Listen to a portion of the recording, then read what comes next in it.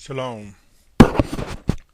Shalom and welcome. This is Man's Final Steps, a continuing series addressed to the 144,000 and multitude, those who will be among the ranks of these, mentioned in Revelations chapter 7 and 14. Today is July 27th, 2014. My name is Symmanayah, and in this segment of Man's Final Steps, this segment is broken down into a multi-part message. So this is part 3 of the segment, You, Yes You, Life or Death. Again, this is part 3 of the segment of Man's Final Step entitled You, Yes You, Life or Death. Part 3, Being Fed. And if you're tuning in for the first time in this multi-part message entitled You, Yes You, I would encourage you to listen to part 1 and 2 and follow along in sequence. It is very important to get the most out of this multi-part message. It would be to your best interest to listen to them in order. With that said, part 3, Being Fed. Can you understand that being fed has many meanings? I want to direct your attention to things that make for a strong belief in a sense of direction going forward in this life as we know it. Being fed, in other words, it could be physically eating, or it could be being fed words, teachings, beliefs, translations to further strengthen our position or to bring us to a desired point, place, or position in our belief. When I reference the Almighty Yahuwah, I want you to understand that this is the Almighty One. I want you to understand that I will now begin to use scriptures, and I will begin to use names, the true names that I believe represents the Almighty One, the Almighty Father. I will make every attempt to come away from false pagan names that are used to try to hide the Almighty Father's name and Messiah's name. So when I reference the Almighty Yahuwah, I am referring to the Almighty Father, the Almighty Creator. When I reference Yahusha, I am referencing the Almighty Yahuwah's Word made flesh. I am representing and referencing the Messiah, the Mashiach, the one who was sacrificed and rose from the grave, the one known as the Messiah, for some the Mashiach, and the name in which the Almighty Father sent his set-apart spirit in, Yahusha.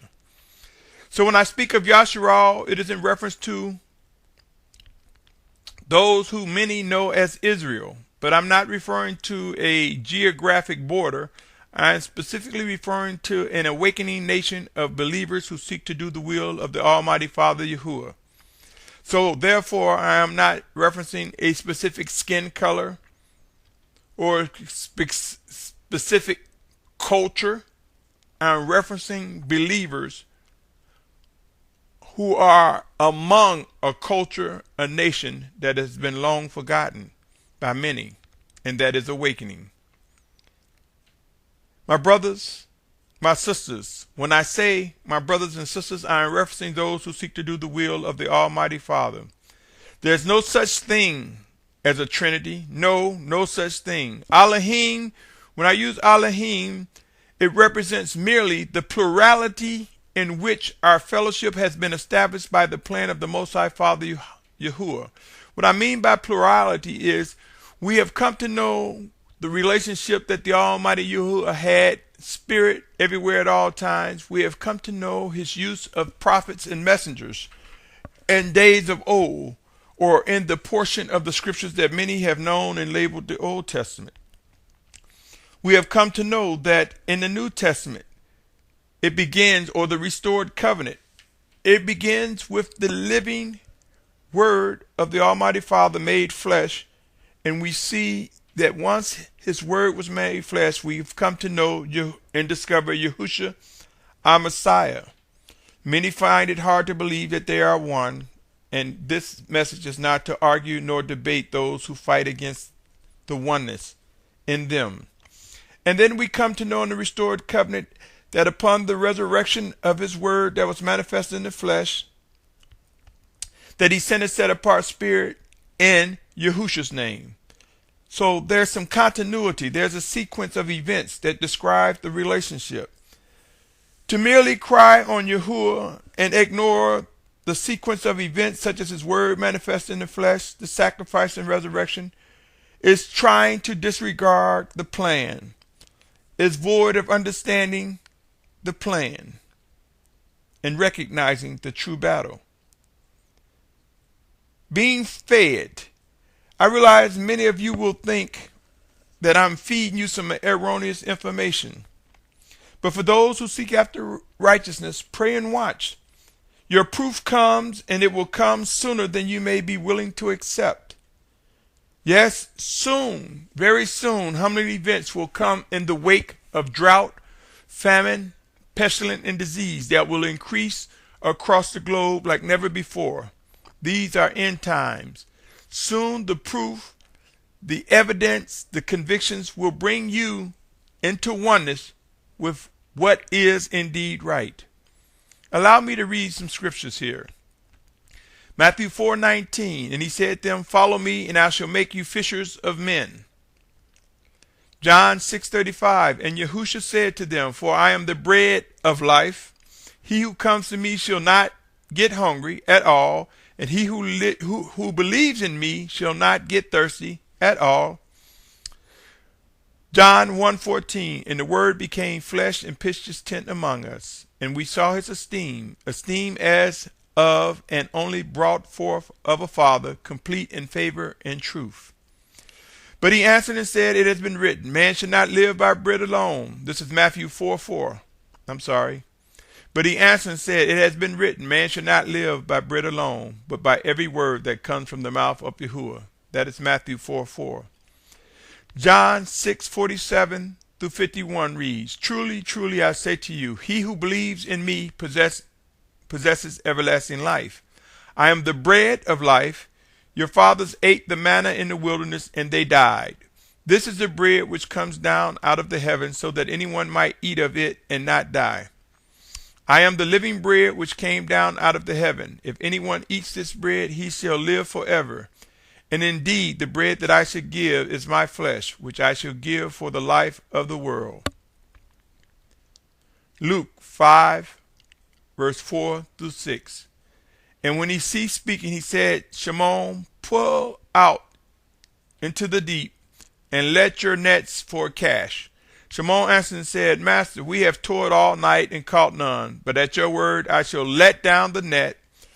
And when they did so, they caught a great number of fish, and the net was breaking. They let the net down deeper. Sometimes we must go deeper and be used by the Mashiach, our Messiah, to go deeper in order that we are used by him to catch the fish, or to become fishers of men, or to fulfill what he said in his word. Matthew 14th chapter, verses 17 through 21. And these, the 14th chapter and 15th chapter, I want to contrast some things, or should I say, bring about something that is very important that you may not be aware of. With that said, let me read it. Matthew 14, 17 through 21. And they said to him, we have here only 5 loaves and 2 fish. And he said, bring them here to me. And commanding the crowds to sit down on the grass, and taking the 5 loaves and the 2 fish, and looking up to heaven, he blessed and broke and gave the loaves to the taught ones, and the taught ones gave to the crowds to eat. This is a passage which talks about the Mashiach, or our Messiah, feeding the multitude. This is the 14th chapter. And as they ate and all were satisfied, they picked up the pieces left over, 12 baskets filled.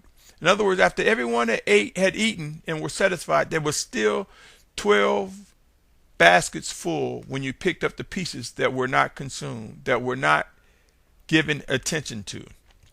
And those who ate were about 5,000 men, besides women and children. Now, if you move on to the 15th chapter of Matthew, verses 34 to 37, it reads as follows. Same book, different chapter. Matthew 15, verses 34 to 37. And Yahushua said to them, how many loaves do you have? And they said, 7 and a few little fish. And he commanded the crowd to sit down on the ground. And taking the 7 loaves and the fish, giving thanks, he broke them and gave to his taught ones, and the taught ones to the crowd. And all ate and were satisfied. And they picked up what was left over of the broken pieces, 7 large baskets full. Again, we see where a crowd, another multitude, was fed, and they ate so ravenously that they neglected pieces that were broken pieces or fragments. But even those that were neglected, they were gathered and filled 7 large baskets. I want you to examine what I just read carefully in regards to Matthew 14th and 15th chapter, and hear these words, O listener. In man's quest for righteousness, we race through words and teachings from many different sources. I submit to you, whether we heard in or read about matters, this was akin to eating words, so to speak. We have taken in much over the years, resulting in embracing various teachings, doctrines, and practices. I am compelled to believe, as man, in our eagerness to learn or master communications, as well as various interpretations of scriptures, in our attempt to master interpretations of scriptures, we neglected parts. We neglected morsels, pieces, and crumbs. And I submit to you that just as in this parable, the pieces and crumbs filled baskets, they brought life. Look around. There are truly many diverse beliefs, each with bits and pieces of truth. I submit to you these are fragments. These are crumbs that are scattered. The time is at hand when bits and pieces will be gathered and resembled and assembled to resemble life. Yes, the fragments of truth will come together, purging the erroneous teachings, the wicked and evil practices. We will gradually see pieces of truth come together as a puzzle, come together as a body of many members. And I am not talking about compromising spirits coming together. I'm talking about individuals who begin to discover the truth will come to embrace one another. If you consider the Messiah, one who fed the multitude, it was by his words we see his taught ones gathered fragments, enough to fill 12 baskets, mentioned in Matthew 14 chapter verse 20. 7 large baskets in Matthew 15:37. I ask you, could these 12 baskets filled represent the restoration and representation of the 12 tribes of Yasharal after being scattered and quote unquote picked over? Could these 12 baskets filled represent 12,000 of each tribe of Yasharal? Thus, it could be a reflection of the 144,000 as mentioned in Revelation 7th and 14th chapter. Could these 7 baskets filled in chapter 15, verse 37, could these 7 baskets filled reflect the image of the 7 spirits of Elohim, the 7 spirits of the Almighty One? Over the foreseeable future, soon we will witness converts converge on what is proven to be righteous and true. Soon we will witness people who desire to truly worship and obey the Almighty One, who accept Yahushua as Messiah, begin to come together. People from all nations, kindreds, and tongues with the same goals to worship and do the will of the Almighty One, Yahuwah. We will come together to witness demonstrations of the true names of the Almighty Father, Yahuwah, and we will come to understand the ministry of Yahushua HaMashiach, our Messiah. There will be the 144,000, yes, indeed, 12,000 from each of the 12 tribes of Yasharal, and we will witness a multitude, as described in scriptures, represent many nations, kindreds, and tongues, also gathered together with the 144,000. Regarding end-time prophecies, these things will come to be fulfilled. And yes, among us will be those who will be martyrs. There are disobedient and in some instances self-appointed teachers and leaders who are hiding the truth.